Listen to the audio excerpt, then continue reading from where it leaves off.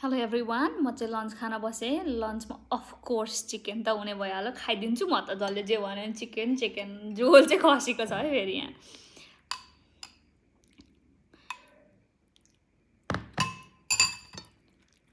ए कस्तो खोर्सानी ल्याउन बिर्सेछु।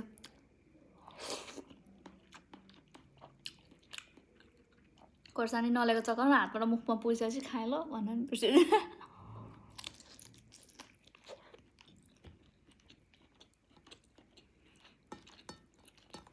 पछि ल्या खोर्सानी त अझै पिरो हो यो भिडियो बनाइसक्ने बित्तिकै खोर्सानी ल्याइदियो अनि म गम गम खान्छु फेरि। मलाई लाग्दैछ क्या के बिर्से भनेर।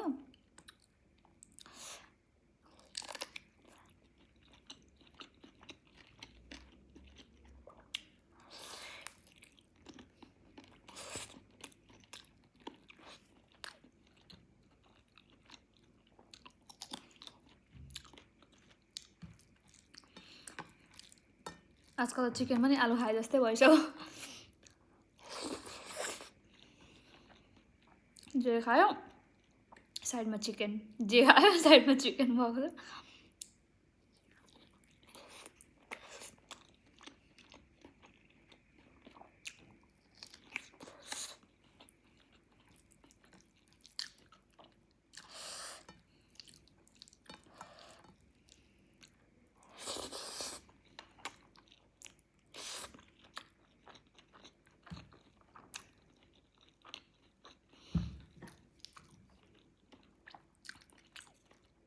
आज त मलाई साँच्चै कडै भोक लाग्यो जस्तो, खाना अलि हाल्नु पर्ने रहेछ।